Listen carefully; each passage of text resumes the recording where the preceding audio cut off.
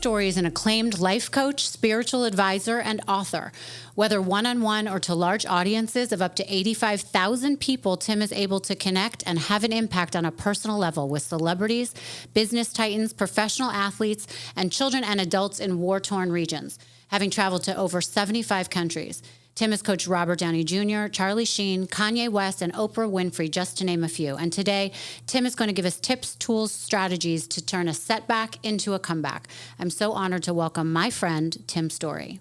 Thank you so much for joining me, Tim. I'm so happy that you're here in lovely Florida visiting. It's hot in Florida. It is. Is it hotter than California? Well, you know, California has been hot for a little while, but this humidity, I think you have to get used to it, or can you even get used to it? I don't know. I've lived here for a couple months now. It's really hard to get used to, but on the flip side, I'm happy to deal with this than the blistering, cold, dark, winters in New York. I agree. So I can see why you spend a lot of time here. Yeah. And so many of our friends, right, have moved out here. Right. It's beautiful, and the people are great. So I'm having a nice time. So you and I have known each other for a number of years now. Yes. I wanted to pick your brain on how you remember meeting me. Do you remember? Of course I do. Okay, so when I think about meeting you, I have to go way back to literally 9/11. Because I'm a person that loves to know what's trending, what's happening. So when I begin to see you pop up in the news as this person that had lost their fiance, it was such big news. And I think that picture that landed on the cover of so many newspapers and so many people saw it, of a person that was distraught, in so much pain, really like painted a picture of 9/11 that was interesting.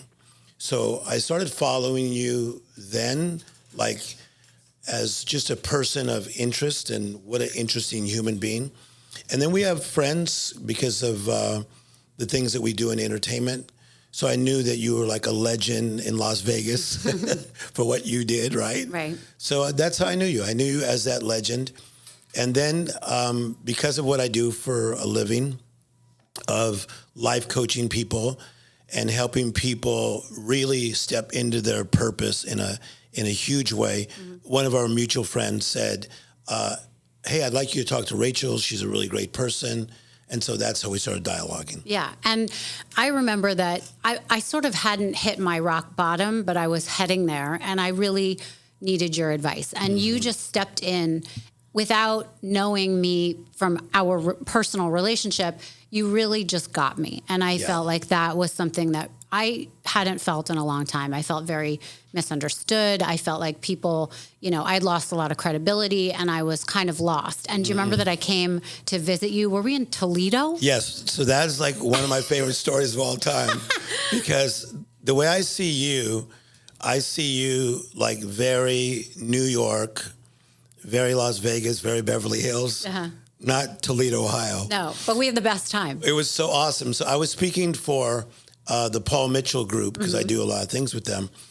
And you said, Tim, I only have like this time frame that I could do this. So you like flew to Detroit, then took a little plane to Toledo. Yeah. But what an amazing 24 hours of two human beings talking about, in my opinion, your brilliant life. Oh, you're so sweet.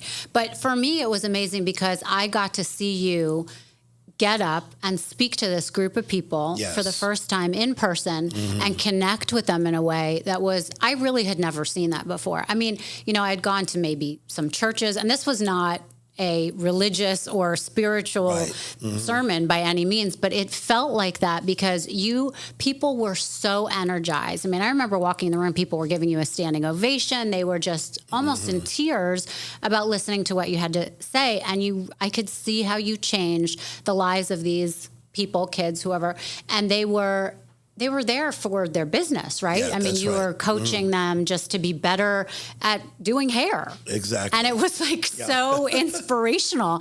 And then we had this great dinner. We talked about, I was thinking of writing a book. You were helping me with that. So, and then we've gone on to do a number of things. We have done some interviews together. We talked about 9/11, like you were bringing up for Facebook, which was very interesting. And then we worked with Reach TV together, and you continue to work with them. But that was a really fun interview that we got to talk about 10. What was the topic exactly? 10. It was like 10 questions by 10 different people. Right. And you were number one, as you should be. But so my thing with you, Rachel, is I think that this whole idea of misunderstood, like what a phenomenal title. Because I think that, you know, if someone just walks in the room and they see you, they will instantly see, in my opinion, the beauty. They'll see the grace, the class, because there's a way in which you carry yourself. So that is there, but there's also so many layers of you. There is the compassionate layer. There is the I'm a good mother layer. There is I care about my friends layer.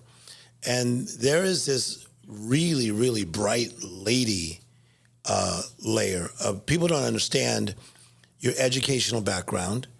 They many times don't understand what you've done in the past, even in media. And in hearing your story and talking to you, I'm thinking to myself, truly, this lady has been misunderstood. And you've been put in like the wrong department of who she's supposed to be. Yeah. Well, you know, I think my strength that I've learned over time is to continually try and figure it out and reinvent myself. And I have made a lot of wrong turns to make the right turns. And you've helped me go through a lot of that. But it takes a lot of education, being in the moment, taking that step forward, showing up for things. And for me, really realizing it's okay to fail. Yes. And that's why I really wanted to have you here, because I think that it's a universal feeling for a lot of people, whether or not they want to admit it, that they feel stuck, or they could feel stuck by something that's happened to them, an event in their life that they can't get over, maybe a mistake they made, a job that they're stuck in, whatever it is for them. I like what you're saying, because it is okay to fail. And as you know, I have this statement where I say, sometimes you have to go left before you go right. Yeah. And so everybody wants to be right, which is like to be germane, apropos, in the groove, in sync. So it's like right relationship. Yeah. My body feels right. You know, everything is right. Everything's aligned. But life is so much left, rejected, forsaken, where things feel undone. Yeah. But sometimes we have to go left in order to go right. And I think that has happened in both of our lives.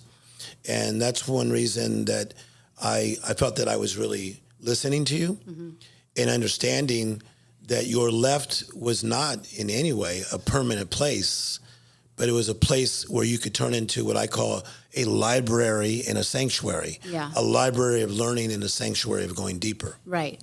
So I'm curious, how did you get into this line of work? How did you get interested in this to be able to find your purpose and your voice? So what happened to me is that being raised in Compton, California, we had 7 people in a 2-bedroom apartment. And, you know, you many times hear these athletes tell these stories about like being raised in a lower income family and being raised in a tight situation. But you don't know it until you're really there. Yeah. So you got to really picture it in your mind.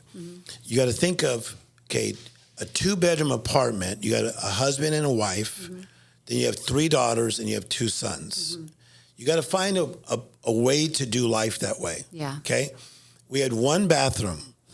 But here was the interesting thing is that my mother was really into discipline. So everything was always super, super clean. So what she would say to us is that we might be lower income, but we're not lower class.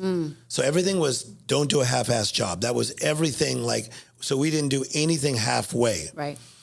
But that type of background gave me a lot of compassion for the struggler. Right. For the underdog. I love the underdog, whether it's the up and outer or the quote unquote down and outer. Yeah. So that was the beginning of the Tim Storey calling, is I love the underdog. So I decided to go to seminary. and I wanted to be like a hip, cool Mother Teresa, and that's what I ended up becoming. So I see myself more as a humanitarian first, and then I get to do all these other things.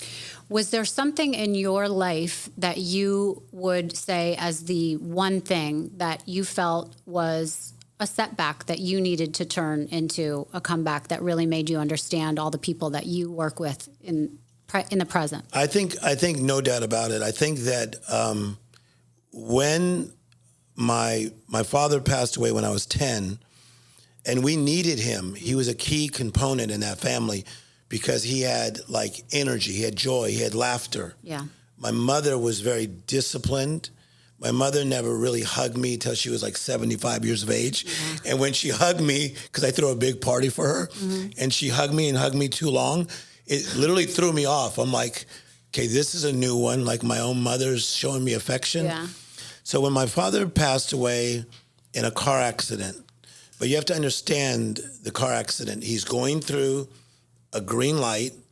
A man runs a red light, hits him, and he's instantly gone, which was such a weird thing because now, like, the leader of the family, the joy of the family, the let's go get ice cream guy of the family is gone. It felt like a cold garage.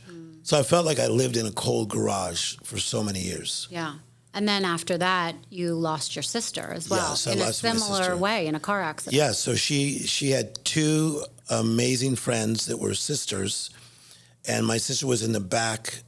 They were going to San Francisco just to be girls and have fun. They were only 20, and it was foggy, and she went off the freeway down area, and my sister went into a coma for 8 days, and she died only 2 years after my father passing. So I don't say any of this because I feel sorry for myself, but it was, as me and you talk about, it was a life interruption. Yeah. It was a life interruption from little Timmy from Compton with my high energy and my charisma. What a challenge to the soul. Yeah, right. Now, so many people get stuck in grief. Yes. So many people cannot get past that trauma.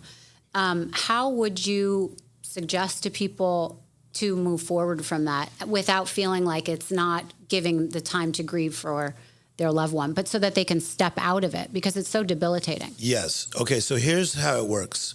So sometimes you have a promise, and the promise dies, and then you grieve. So everybody that's watching right now, they've had a promise that has died before. A relationship that they thought would work, and it died. Right. Okay? Or a business situation, or a dream that died. When something or someone dies, it's a proven fact, the grieving process is about 2 years where there's a groaning on the inside. Isn't this interesting? Yeah. So let's say somebody was in a relationship and was married, and even if the man cheated or did something terrible, and you're like, I'm over him, and we're even going to have a party for it, and I'm over, maybe not. In your mind, you're trying to be, but maybe in your soul, you're grieving. Right. Right. Okay, so you have the promise dies, and then you grieve. Yeah. Now, that grieving part of your life, you better really be careful, because if you don't handle it correctly, you will begin to sit in what I call that setback and settle in that setback. How many of our friends have we seen that have gone through addiction problems, right? Marital problems, challenges in their life, maybe even in their 30s, and they are sitting and settling in the grief of their setback. Right, right. I remember when I lost my father, I was 15. Yeah. And at the beginning, and listen, I also lost my fiance, as you know, and it was a similar process where at the beginning, it was almost easier because it hadn't settled in yet. And I remember months later, it hitting me and being in the shower. And it was probably because I was alone. You know, at the beginning, a lot of people surround you and they're giving you attention and they know you need help. But it's later on when you're by yourself in the quiet of your home and your mind is quiet that all of a sudden those feelings can really come back and haunt you and take over. And what I found is it was okay to feel those and then try and move on. But, it was very interesting to me that I could not live in the what if. What if that person was still alive? I would be in a cab in Manhattan. Andy, my fiance, he's supposed to be in the cab with me. This seat is now empty because he's not here. And it took me a good year after, like you're saying, it takes you time to really say, well, wait a minute. The time I had with him was the time I was supposed to have. And now for me to grow, for me to get over this, I'm shutting all these things out. I need to realize that there is no what if anymore. I need to sort of live. 100%. And I think that so many people are walking around grieving. And we don't think it's okay. So we put on this mask, we put on this energy, or things are so amazing, mostly in the social media age. But it's okay not to be okay.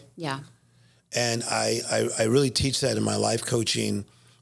Sometimes you got to tell people that, if they say, how are you doing? Just say, I'm doing okay. I'm working through things, but I'm doing okay. And then some silly people will say, well, every day is beautiful. Every day is amazing. You know what? Life is beautiful. But there are things that cause us to grieve. Oh, absolutely. One of my favorite sort of passages from Kahlil Gibran's The Prophet, I don't know if you've ever read it, was about joy and sorrow. And I have a tattoo down my back and it says, without pain, happiness has no meaning. And I truly believe that you have to feel one side of the pendulum, the negative, the pain, the guilt, the grief, whatever it is, to be able to feel the same extent of the happiness and the joy. So that's so powerful. So let me ask you a question because of the idea that you would love that passage so much you would put it on you, okay? Do you think that you've come through most of the pain and now have come into a different place, or do you feel like the pain is always kind of lingering?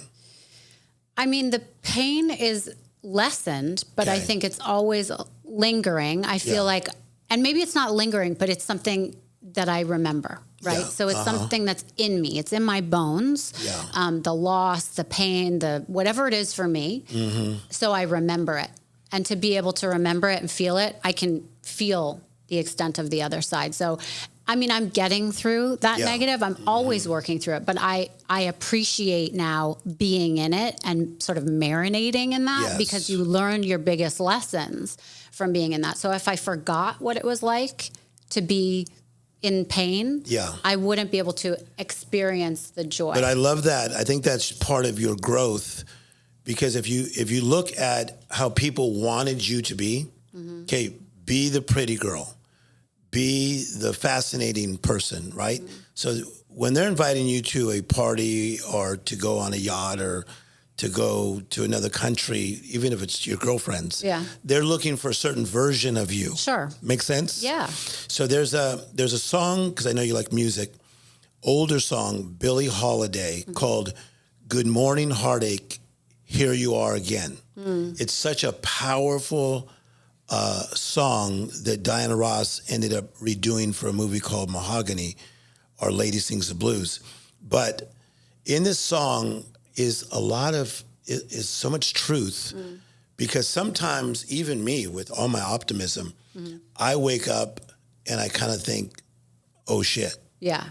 Like truly, I think to myself, man, that sucks that my father passed like that, or that sucks that that happened. And I have to work through it in my own mind and in my own soul. Right. So the other thing that I need to remember, and I've learned through the years, is the quote, "This too shall pass." Yes. A lot of people think that just means like you're going to get through the hard times, so don't worry, there'll be an end to this.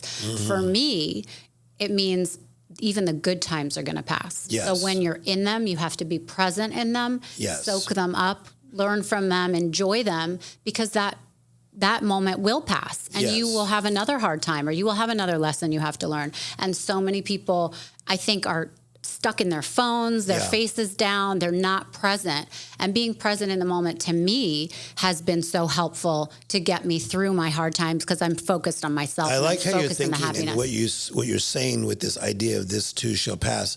So when you were little and you were going through all the challenges that we've talked about before, did you see your life that it could be as good as it became? I don't know.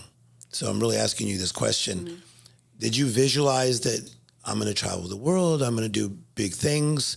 Because you went through so much conflict at such a young age. I think as a young child, it's interesting because I'll ask my daughter what she wants to be or what she sees for her life. When she was really little, I said, what do you want to be? She said, I want to be a tomato. Mm-hmm. I mean, they don't know what they're saying, Now she says she wants to be a surgeon, because she's 11. Now she watches Grey's Anatomy. Mm-hmm. This is like her big thing.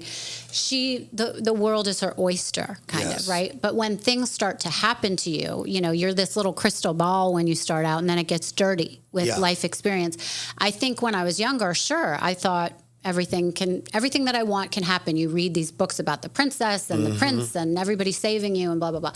Then as you get a little older, and I'm still talking about young, things will happen in your life and you think, oh, this will never happen to me. I won't find the prince. I won't be able to travel the world. Whatever it is for, that is the dirt that covers that crystal that you once thought could happen, you don't see it being a possibility anymore. Yeah. And that's taken, I'm 48 now, it's taken my life to realize you can rub that dirt off. You can start over. You can. And it's so powerful to me. You can reset, no doubt about it, which is what you have done in your life. In my opinion, in knowing you for this time now, I see a new vibrancy that's in you.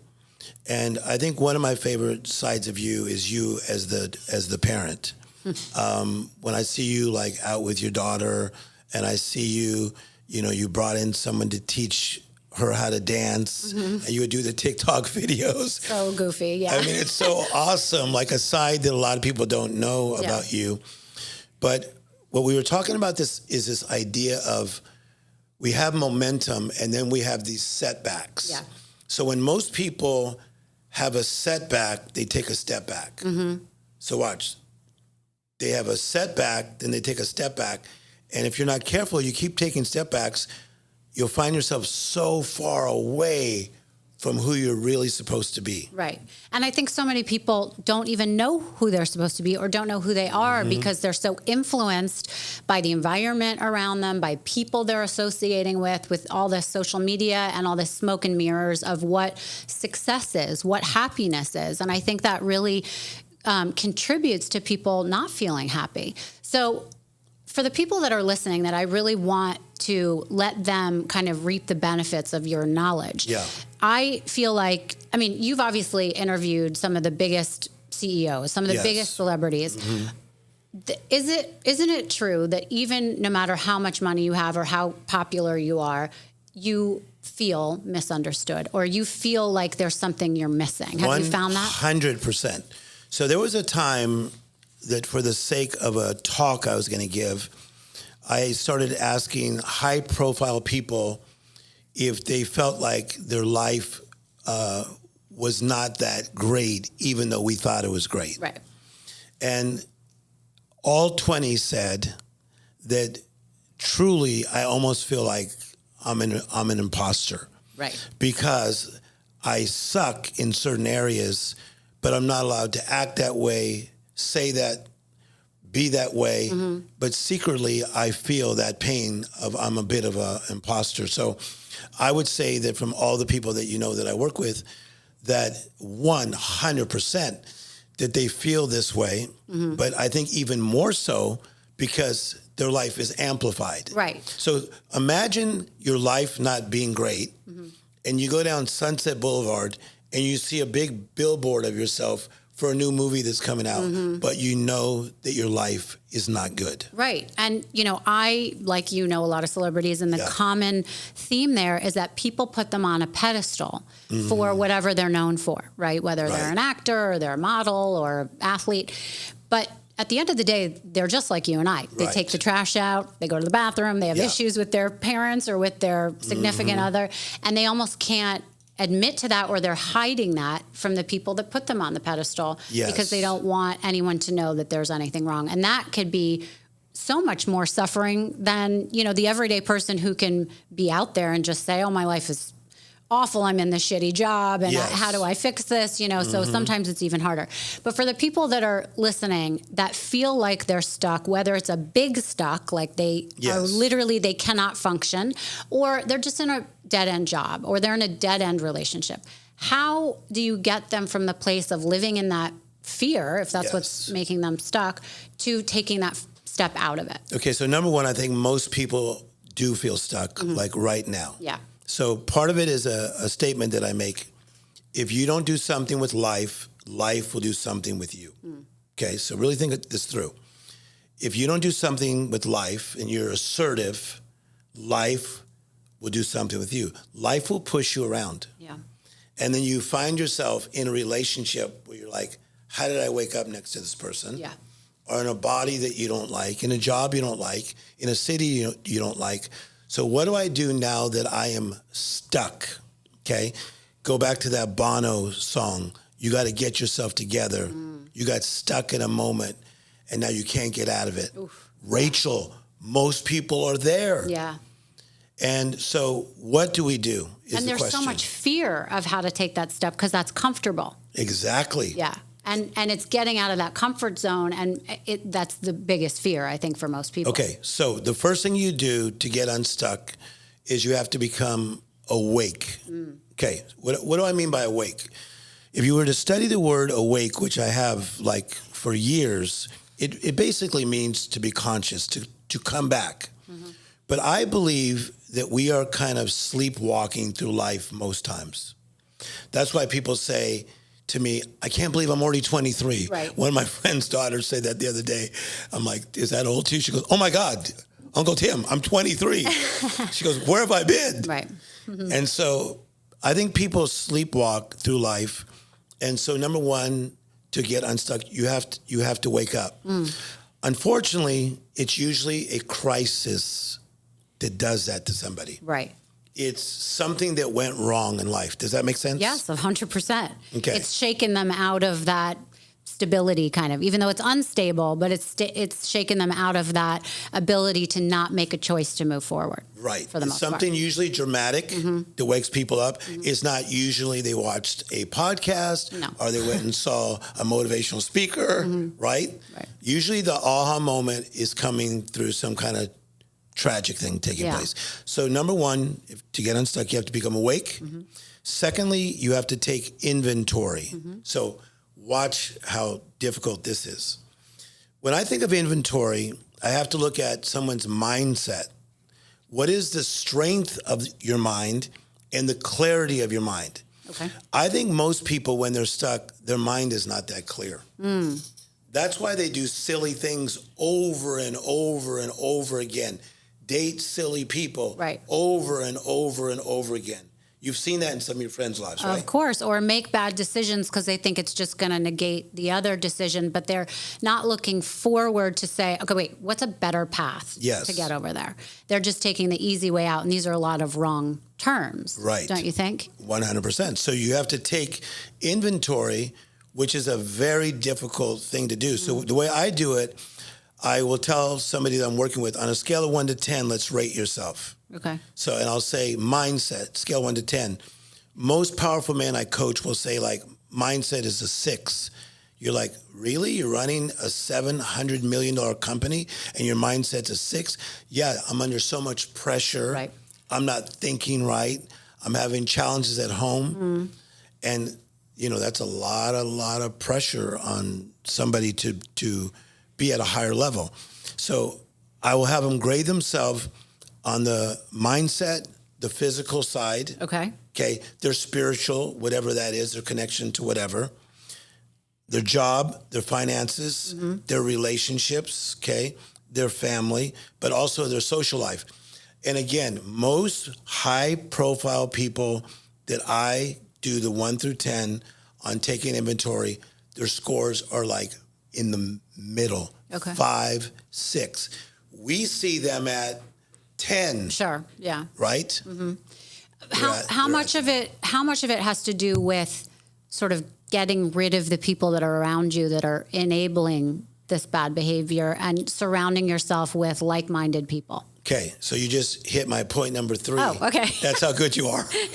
My gosh, life coach to the stars, Rachel. Okay, so how to cut people out of your life, because sometimes you need to, as you say, that you have your first level, which is the acquaintance.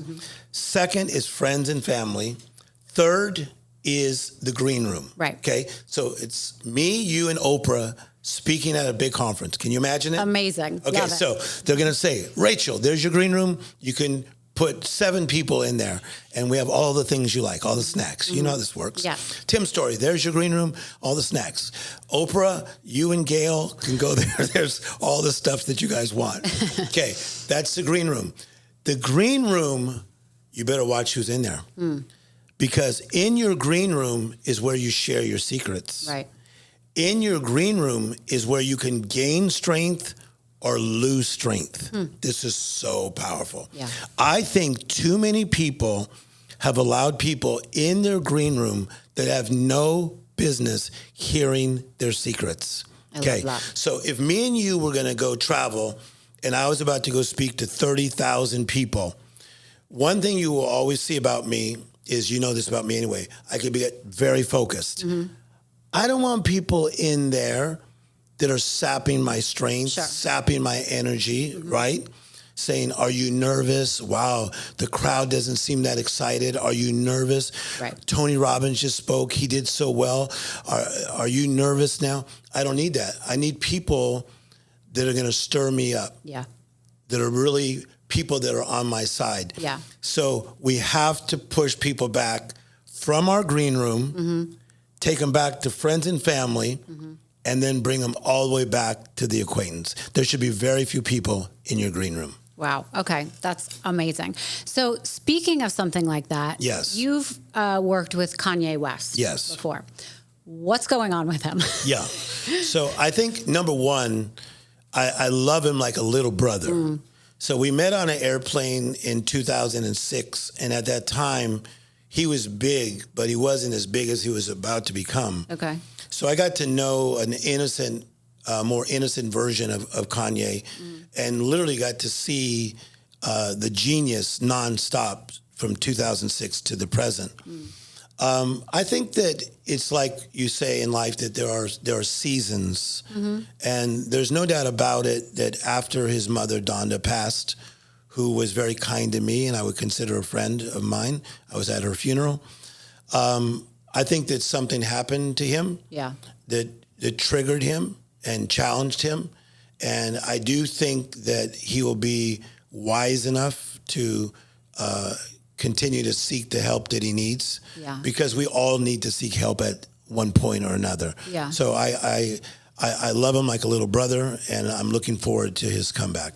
So do you think that trauma, obviously that gave him a setback, and he may still be stuck in that and he doesn't realize, but with someone like that, how much of their sort of genius is about being in that setback? Because you create music and you do all this stuff, but then it also can trigger all sorts of mental issues. Yes, actually, that is a great statement that you make, because they look at people like John Lennon, and they say that he was always kind of in a state that was interesting. Same with David Bowie in the early years. Right. Prince, very much so. Yeah, right. Right. So you're saying something that is so true. And they say comedians too are some of the most no doubt about depressed people, which you would never know. So I think that you can have that kind of creative state where you're in a place of being undone, but I think it's the chaos that creates the problem. Right. And so I think for Kanye, I think with all his friends who love him, because I've talked to so many people that, everyone would know their names, that love him so much, that are celebrities, but yet he's kind of shut them out for a season. he's got to let those people back in the green room because the chaos is not good. Yeah. And that's what's causing the challenge. I want to ask you about that. Do you think that chaos is a lot of the problem that everyday people can find in their life because there's too much chaos around and they need to find a place of peace to understand how to find their purpose? 100%. So what happens is that I wrote this book called The Miracle Mentality, which is about thinking bigger. Yeah. And I say in this book that people usually live in these stages, the mundane, which so many people are caught in the mundane, where, they could think I'm marrying the person of my dreams. And then, 5 years later, it's like very mundane, which is like very normal, very regular. Okay. So people live in these stages, and that is the mundane, the messy. The messy means disheveled. Okay. We've met a lot of people that are messy in their mind and in their movements. You have the mundane, the messy, but then you have the madness. That madness is that state that we're talking about now. But there's a lot of people watching right now. You are in a state of madness. Right. There's so much going on, right? So many images, so many thoughts, and you have to find a way to come down from that madness. Right. Something that I love that you talk about is something that has really resonated with me, but something happens in your life, whether or not you've created that or it's been put upon you, where they are stuck in the what happened, right? They're stuck in that event. And they go through life as a discount version of themselves. Talk about that thought process and how to get out of it. I feel like you have done the remake of the discount version of yourself because you're using that on certain interviews and it's so you. Yeah. Please continue to talk about that. But I love that concept because it really resonates with me. So I think that what happens is that someone can be riding high in life and then they have that setback. That interruption. That life interruption. And now they become a discount version of themselves. Now, when you think of discount, think of going into a nice department store and you've been marked down, but you've been marked down again and maybe marked down the third time. So when I see discount version of yourself, I don't even see a single markdown. I see somebody allowing themselves to continually be marked down in life. And then how would you suggest to people that are feeling like that or that resonates with to take that first step to move into their second act, to get out of being stuck in that first act? Yes. Okay. So one of the ways to do that is somehow, some way, you have to find your value again. Where's my value? Who knows that I'm valuable? Is it an old friend? Right. Is it a school teacher? Right. Is it my mother? Do I have to go find my father? Who knows that I'm valuable? So this is what I do when I coach people and they say, Tim, I feel like I'm stuck in that place. And I said, we need to find somebody who knows you're valuable. Yeah. Isn't that powerful? Yes, very. Like somebody that doesn't see you as just Rachel, who has been in all these headlines and who is this person that now has this amazing podcast, but she's little Rachel at 11 with big dreams. Right. Who has the ability to shout like you like to talk about. Exactly. Tell people about that concept because I love that too. I love the shout. And you see it in your daughter that like when you have your daughter and her little friends over, you never have to come into to kids' rooms that are having fun and say, pump up the volume. Right. Because they're shouting. Yes, right. It's more like, okay, girls, let's bring it down a notch. It's almost 1 a.m. Yeah. Okay. So I say that life starts with a shout. Even when a child comes out of the mother's womb, there's a shout. Kids on the playground, there's a shout. Yeah. Man, I see little kids at the airport and their parents look so miserable. And the kids are just like feeling it. They're shouting, they're dancing, they're skipping. But life can knock the shout out of you. Right. It really can. It can damn knock the shout out of you, but you can get your shout back. Yeah. Right. So, and how would you suggest for people that are older that don't want to be skipping down the street to find that in selves? I have the perfect answer you're going to love. Okay, just like we can trigger ourselves into a bad place, I trigger myself every day into a good place. So I'm going to give you a couple of my ways. I love Motown music because it reminds me of little Timmy from Compton. Amazing. So this morning already, I listened to Motown music.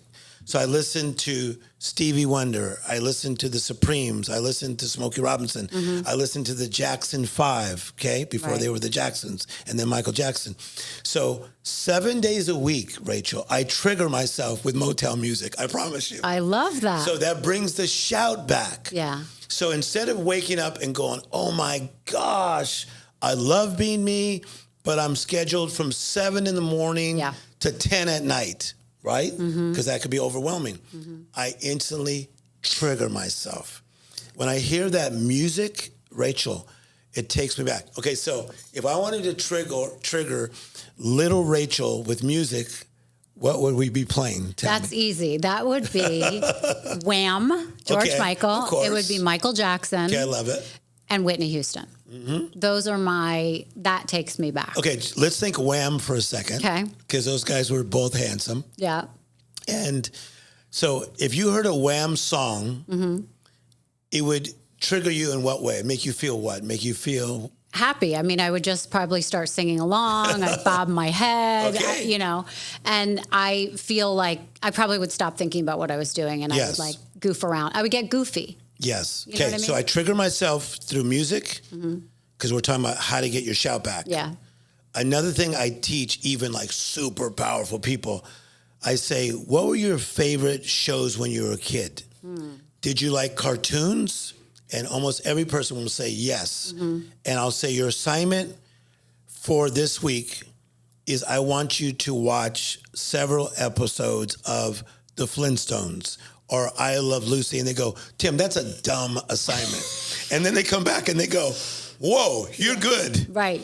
I watched I Love Lucy and it triggered me back to like happier days. Right. Right. Okay, so that's a good assignment for people.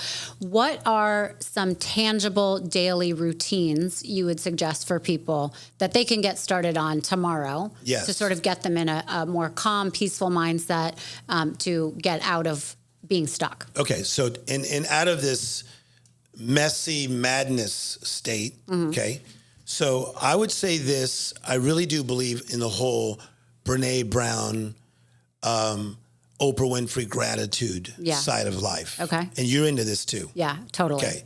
So I like to really wake up and think of several things I am just grateful for. Okay. And I do little things like I'm breathing. Then I put my feet off the bed and I'm like, I can get up. Right. It's like I'm looking for the little things, okay? By the way, I want to say something on that subject. A lot of people don't realize how grateful they should be for their health. Yes, I think 100%. I think that's something that as we get older, we realize. And I mean, I'm grateful for my health. And I'm, and I feel like you don't have to wait till you're 80 to say things like that. You have so hit something that is like awesome because I told a friend yesterday, I said, I remember when old people would say to each other, at least you're healthy. Right. Or, and you would roll your eyes like whatever. What are they talking about? Yeah. Who's not healthy? Right. But you're right. In the gratitude list, it should be that you woke up, that you're healthy enough, right? Right. Or I'm getting healthier. So I think the gratitude idea is one. The other thing that I do on purpose, and you know that I'm a good texter, is that I will text 5 people every morning something positive. Oh, wow. 5 people every morning something positive. I love that. And it even throws off some of these really powerful men that we know. Yeah. Because they're not used to that. Right. Like another man saying, hey, just thinking about you. Hope you have a great day. Life is good. Right. And then do they say, what's wrong? Yes. And one guy like 3 days ago said, is everything okay? Oh, God. Yeah. That's so great. So I think the gratitude, but I think that to me, that is like showing my gratitude forward or paying it forward. And so I really like this idea of like that power text. Do you like this idea? I love that idea. And you're also giving to other people without being asked to. Yes. And that has a lot of power, you know, to be able to pay it forward, so to speak. We've been talking about a lot of things that we're stuck in our mind. But what about people that are stuck in addiction? Yes. Whatever that may be, whether it's love addiction to drugs, to sex, whatever it is. Yeah. But those are diseases. So how would you suggest getting out of that kind of problem? Okay, number one, I'm talking to a master, because I'm not friends with Dr. Drew like you are. Yeah. I mean, you know, like everybody in the addiction space. Yeah. And you've done such a deep dive. And in my opinion, you've helped a lot of people in this space. And I think that that's part of what this podcast is about, is also helping people that are even stuck in addiction. Yeah. I like to look at it this way. When I'm working with somebody who is struggling with addiction, which I have a lot of clients struggling with addiction, I'm not looking for them to be cured. Right. To be cured. I want you to be better. Yeah. If you think of being cured, you're going to get super frustrated. Right. Don't you think so? Yeah, and it's also a lot of work, and it seems way far out there. Way far out. But you can get better in a day. Then you can get better the next day. Right. And then you can feel better the next day. And it's about choices. 100%. And making that, being in the moment, like we talked about before, and making the choices to do what's right for you. Yes. I also have come to see that a lot of things that help addicts, or, you know, myself included, is realizing the problem, realizing what is so hurtful to me or upsetting that someone needs to be in whatever addiction they're in. And once they can acknowledge that, be, you know, educated in themselves of why they choose to do that, or what they're feeling that they go to the drugs or the other human that they're associating with, that can be really helpful. Yes, and I think that that's where the power of partnership comes in. And there's a statement you're going to love. When you're deceived, you don't know you're deceived because you're deceived. So we both know a lot of people that are deceived presently. Yeah, yeah. But they don't know they're deceived because they're deceived. Yeah. So sometimes it takes a real green room friend to shake you a little bit and say, this is really not you. Right. You know, you really shouldn't be up to this. Right. And the power of partnership is so important in that, in shaking somebody a little bit and letting them know that that's not the best version of them. Right, right. So what would you say, for people listening, is the one thing that is the most important out of all these things we've talked about, how they could get started today, making the right decision towards a new path? I think you have to get tired of being tired. So it's almost like somebody who starts to feel like they're gaining, 5 pounds, and then it went to 10 pounds, and then it's 15 pounds. Right. I want you to feel tired of being tired. Right. And what would be an assignment that you would give them that's a tangible assignment that they can say, oh, I'm going to do this? Okay, so I want them to be aware of what the heck is happening to their life. Right. So if they go to the restroom at a restaurant and they look at themselves and go, what the heck, I look bloated. Right. I drank 13 days in a row. Don't forget that picture and get to the point where you really don't like it. Yeah. I think most people really change when they get tired of being tired. Yeah. And they say, enough is enough. It happened in your life. Yep. It's happened in my life. Yep. Where I just said, I'm not going to be like a lower income person from the inner city and blame people because my father passed away. No, I'm going to get the hell up and out. Yeah. And become very assertive and have the fight. Yeah, and I think it's important for people to remember not to be discouraged because they think they're so far in one direction. Right. Because it just takes a day at a time to move forward. The weight will come off. The bad friends will dissipate. Like all these things you can change. And even if you feel so far gone, you can always get back to being who you are. So one of my favorite characteristics of who you are is that you are a fighter, okay? And you have to be a fighter if you're going to make it in this world. Yeah, it's true. Because you have the sight to a great life. Everybody has a sight. Like, oh my God, I see it. It's going to manifest. Right. Probably not. Because you got to have the sight, but you have to have the fight. Yeah. You have to have that grit, right? Yes. That you just go, boom, I'm getting back up. Right. Someone's trying to sue me, but I'm going to get back up. Someone's trying to lie about me, but I'm going to get back up. Right. That's a characteristic that is so deep inside of you. Yeah. But is so essential, like to be the person that you're supposed to be. And I think that's really important because I really have come to depend on myself for that fight. A lot of people, I think, depend on other people to build them up or to give them the answers, even to go to a therapist and have them give them the answers. I've found that what works best for me is when I have the fight for me. And I put it all in myself. And I'm not taking other people's advice and doing just that. Like, all of that helps, but you have to stand on your own 2 feet and make those decisions. I like that. And that's part of taking inventory, where people take inventory and they say to themselves, you know, inside of me is resilience.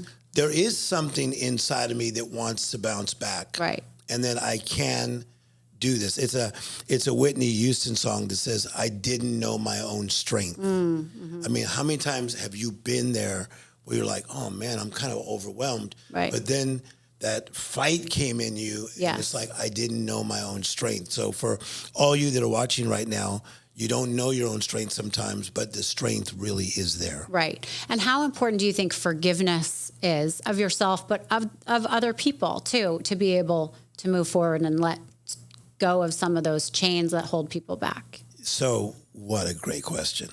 So watch, if you don't forgive and forget and go forward, so watch, forgive, forget, go forward, you will retain, continue to remember, and you will continue to regress. So it's a choice. You have to forgive, forget, and go forward, or you're going to continue to go back. Yeah. You have to learn to forgive other people. Okay. Doesn't mean you bring them back to your green room. Yeah. Okay. But you really need to learn to forgive your own self. Right. I have learned to forgive my own self. Right.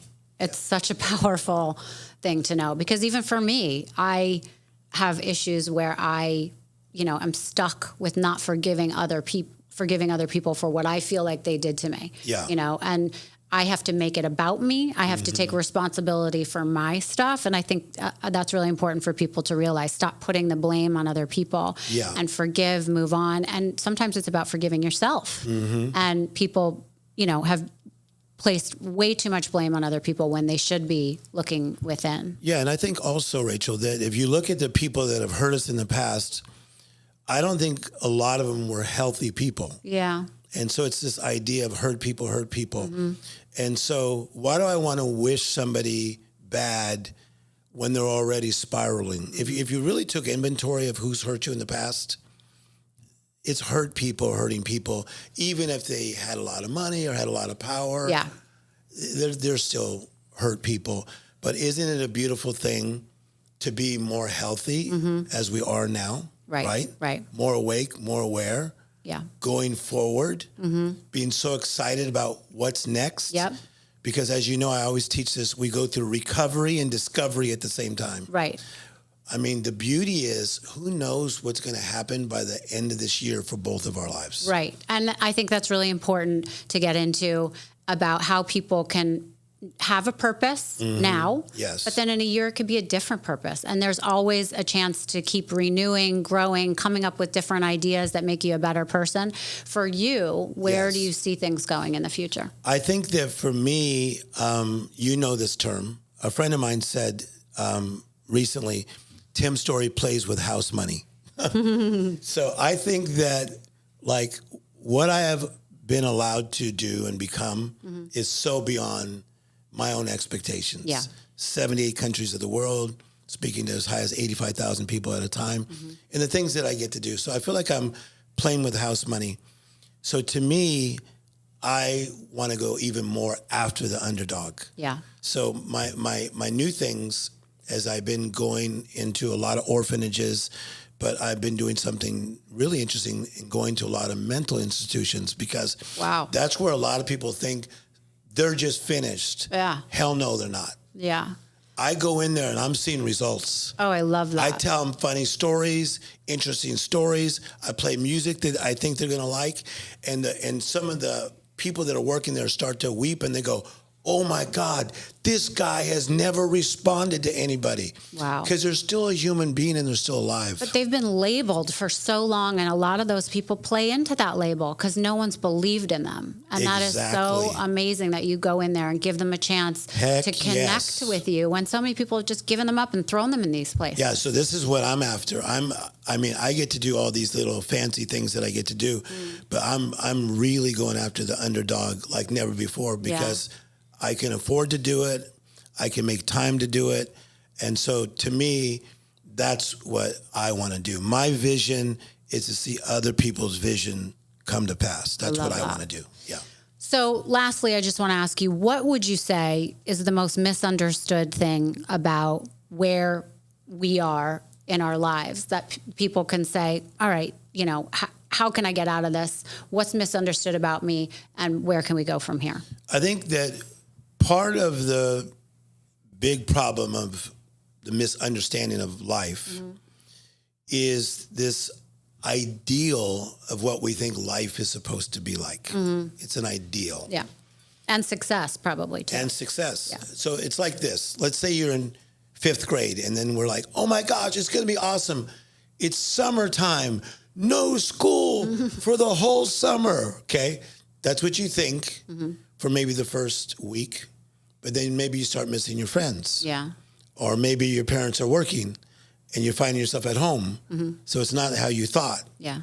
So I think this idea of life, you said it so perfectly in the middle of the interview. Life is seasons. It's winter. It's spring. It's summer. It's fall. But it's all beautiful. Right. So getting realistic. I'm very realistic about life. I used to be a jogger. Now I'm a fast walker. I'm realistic. Right. Okay? Right. So when I was younger, I would run forever. Now I walk forever. And it's just reality. Yeah. Yeah. And I think that's really important what you said is that there are different seasons. It's okay to have ups and downs. Yes. There are new days. Every day is a new day. Every day you can make a choice. And the greatest setback can give you the greatest comeback. And no 100%. One is down and out.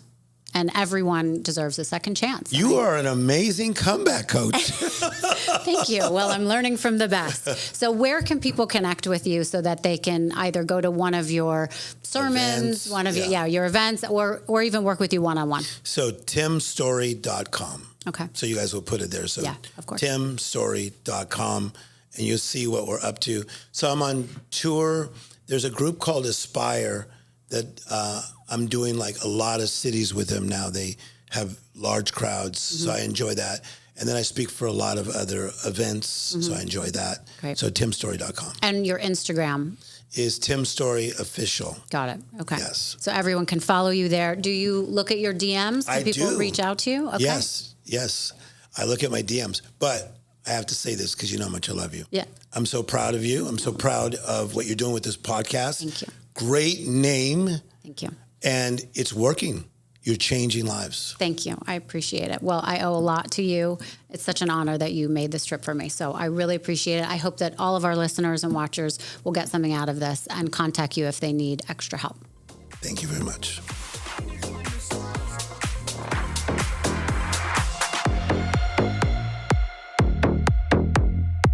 Thank you so much for listening to Misunderstood. I'm your host, Rachel Yucatel. Please be sure to subscribe to the show and give us a 5-star rating and review. You can support the show by joining our Patreon at patreon.com/misunderstood with Rachel Yucatel. Do you have ideas for the show or want to reach out? Email us at info misunderstoodpodcast@gmail.com. That's spelled MISS understood. Thank you so much, and I'll see you next time.